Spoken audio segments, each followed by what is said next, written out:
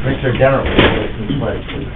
I pledge allegiance to the flag of the United States of America and to the republic for which it stands, one nation under God, indivisible, with liberty and justice for all. Thank you. Good morning, everyone. Before we approve our agenda, we're gonna eliminate number G under the consent calendar. And there is a chance that we'll need to push number 4, at least parts of number 4, down to accommodate the state's attorney. He's running a little bit late, wants and needs to be here for that discussion. So we'll cross that bridge when we come to it. With those changes, I would entertain a motion to approve. Move. Second. Motion by Gage, second by Dennert. All in favor, signify by saying aye. Aye. Opposed, nay. Motion carries. This time we'll open the meeting up for any public comment. Is there anyone that would like to address the commission this morning on any issue that's not on the agenda? In person, on the phone, online? Seeing none, we'll move on to item number 4. Why don't we start with B and C, Rachel, and then we'll wait for Ross to get Good morning, in. guys. Good morning. B, Fairground Improvement Fund. Okay, in your packet, you should have a request, with the continued success of the Brown County Fairs. The Centennial Village also continues to see benefits, increased number of visitors, profits, and you guys had already gotten their annual report. As in years past, you've seen fit to put that into this growing Fairgrounds Improvement Fund. So I guess I would just put a request out there if you guys would see fit now or at the end of this year, whenever it's appropriate, to again put that $16,000, well, it's $16,264.80 into the fairground improvement. Talking with Lynn, that fund is growing. I don't have the specific number, because did you say that one point probably wasn't supposed to be in? But it is over $300,000 now, so those things are starting to add up for a big project or something of that in the future. Good. Thoughts on that? Any action we want to take? How long is it taking to get to that 300,000? A long time.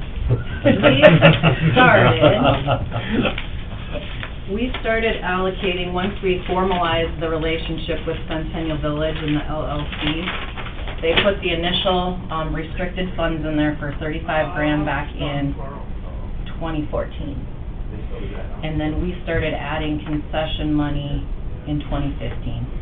There was a couple years where it did not go in there. It went, I just remember vividly, it went back to Centennial Village to make more updates there. But a lot of the benefits they're seeing are as a direct result of the fair, and so it's kind of nice to have that improvement fund because it helps everybody. And then you guys, with the COVID money, had put about $250,000 in there when we had some of that. And then the rest has been concession money and things like that. At the end of the year, I'll be coming to beg again to see where we are, if there's any profits from the fair. You guys have also seen fit the last few years to add whatever profits that we are above and beyond what we anticipated, or expenditure-wise, if we don't spend it all, put some of that in as well.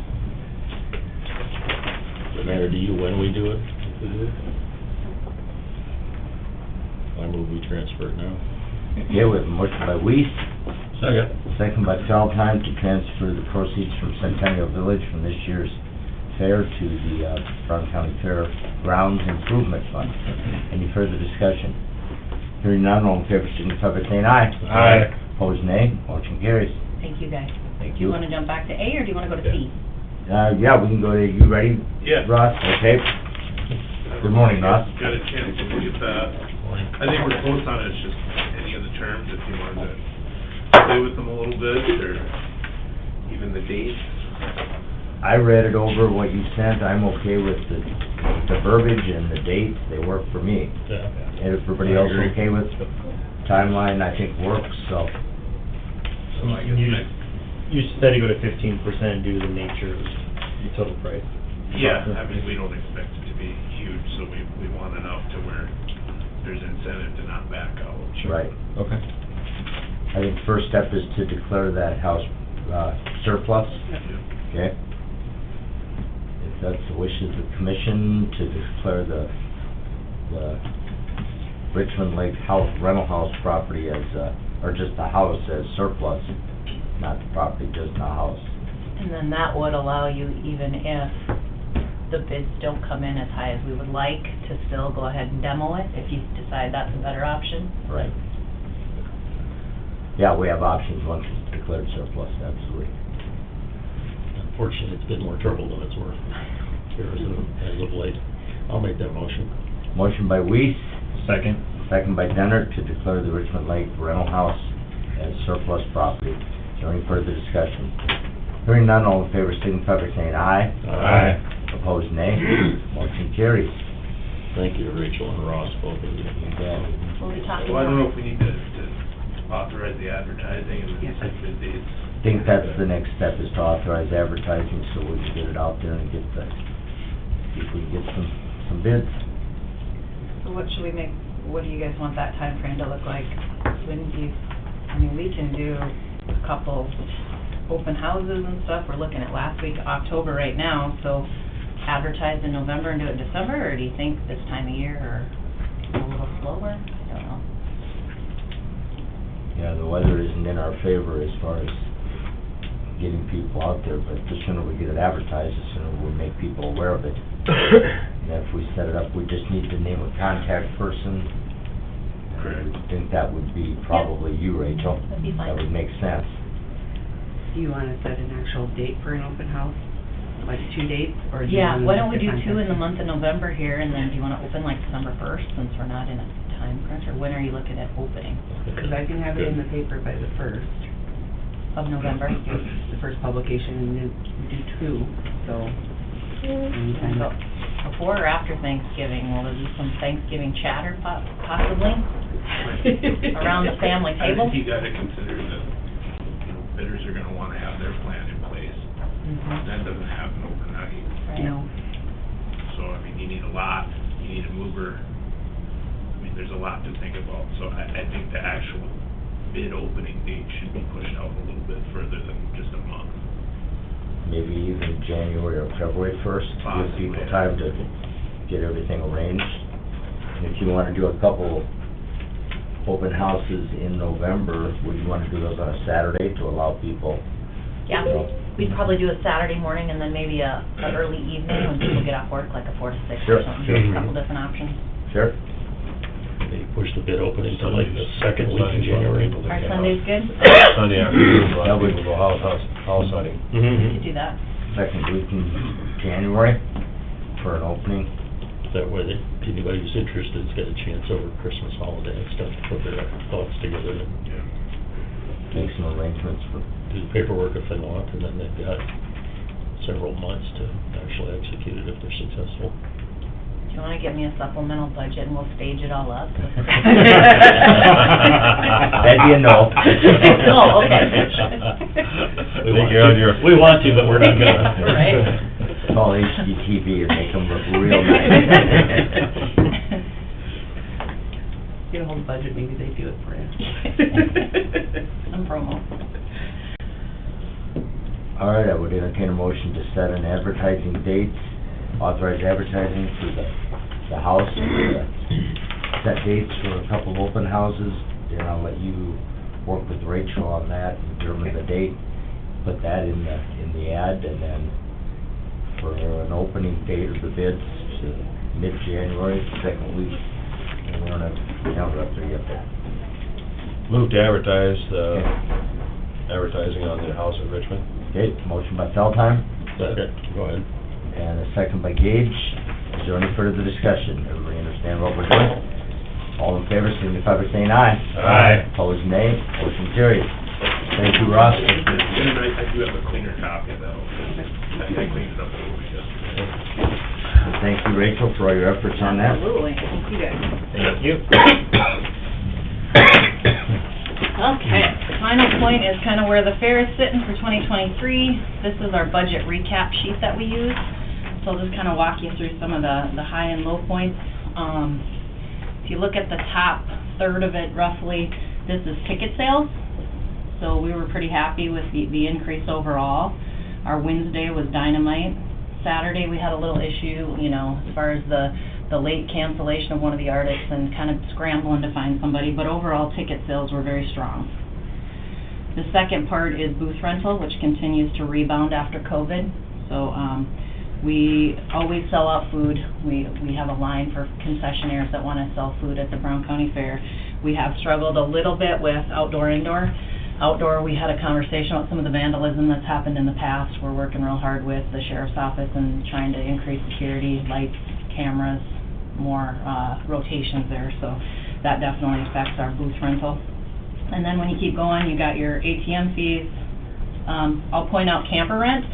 So if you remember, we decided to upgrade 141 sites, and when we did that last spring, and you guys allowed us to do so, that was putting just electrical into primitive sites, no water yet, but that was $1,000 that folks prepaid for 4 years of camping in exchange. And so you'll see that second, we're still waiting on 1 or 2 people to settle up. Those were due September 30th, and so if they don't pay the 1 or 2 that are left, we'll offer it to the next person in line. So there's no issue that this is gonna come through.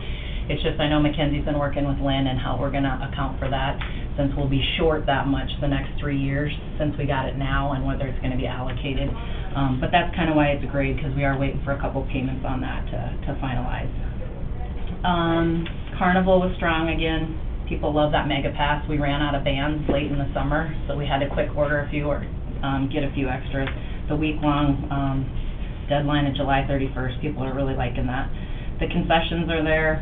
That's assuming that if Clubhouse does pay the $6,500. Obviously, the grandstand was very strong this year. You know, we always have the conversations of when we had that earlier this year, when those concerts end, some win and some lose depending on when. So this year was definitely, with the longer time in the grandstands, it was good for the Boys and Girls Club. Centennial Village is there, our open class fees, and then of course sponsorship. We really pride ourselves in increasing that sponsorship side. There's so many partners in the community that are wanting to be more involved in the fair. They just need to be asked, and so we continue to work that side of things as well. Livestock looks like it's down a little bit, but kind of what we've, and more of this information will come to you at the end of the year, what we've kind of tried to do is isolate those that are sponsoring like barns. Traditionally it's been livestock sponsorship. Well, we're hoping that you guys will see fit to, if you remember, we still have that $5,000 grant that we got from Farm Credit about 18 months ago, sitting in a special account. What we'd like to do is take some of that sponsorship of the barns to do the actual barn update. So we need some electrical, we need some lighting, and we need some ventilation in the beef barn. So that might be the one that maybe we're able to hit, because you're looking at $3,000 a year for Midwest Ag, Summit Solutions, Demcota. There's certain partners that sponsor those barns. So that's something I'll talk to you more about at the end of the year. So overall, we're looking, if you don't count the prepay for 2023, we're still up. The fair made about 1.415. And then if you look down further, our budget for 23 was 1.324. So, of course, we are probably going to go over budget this year, but I think the amount that we made will more than cover that. Any questions on that? Is there a lot of outstanding stuff that, as far as bills that have not been accounted for? Is everything pretty much in, or is there some that are? Pretty much. There's a few things that we sometimes forget, and there's a few sponsors that we're still collecting from. I would say 1 or 2. There's not a lot. I wouldn't say a lot. And the biggest expenses that the fair board budget has till the end of the year, obviously payroll, and then the other one is the Heartland Convention is this year in Aberdeen. But the other thing you got to remember, guys, is we took $115,000 out of this budget to make those upgrades to the camping. So in essence, it may look like we're over budget, but remember we had said, do you want us to take that out of the special fund, or should we try to eat it? Well, literally, we ate it in here. That money is coming out of the 2023 budget, the 1.324, has $115,000 of camping pedestals and wiring. Does that make sense? Mm-hmm. So, I think that's a pretty good testament to trying to tighten your belt a little bit and still put on a good event. Sure. But it shows having the space is a good investment, and then in doing the improvements continues to make it more valuable. Yeah, I think so. So yeah, that Heartland Convention, if you remember, we hosted this year, and that's something we like to offer to all the board members, kind of as a treat. Doesn't get any closer. Yeah, exactly, so. Very good. Any other questions? Outstanding. Well, thank you guys. Very good, thank you. Thanks, Rachel. If you have any questions, please call me. Like I said, these are preliminary numbers, so. I'll get ahold of you later, I just have a couple questions regarding that railing. Yep. Southeast corner, just, I didn't understand your numbers in it, but I'll call you later. Sounds great. So, Thank you. Thanks, Rachel. Yep. All right,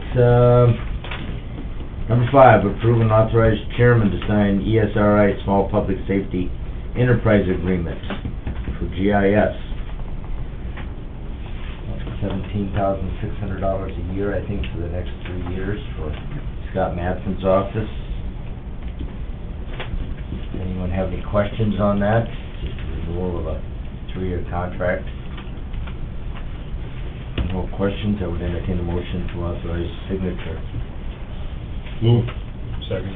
Motion by Feldheim, second by Gage. Is there any further discussion or questions by anyone? Hearing none, all in favor signify by saying aye. Aye. Opposed, nay. Motion carries. Moving on to the consent calendar. Lynn? Approval of the general meeting minutes of October 17th. Move. Second. Motion by Denner, second by Weiss. All in favor signify by saying aye. Aye. Opposed, nay. Motion carries. Claims and payroll. Move. Motion by Gage, second by Weiss. All in favor signify by saying aye. Aye. Opposed, nay. Motion carries. HR report. Move. Second. Motion by Denner, second by Weiss. All in favor signify by saying aye. Aye. Opposed, nay. Motion carries.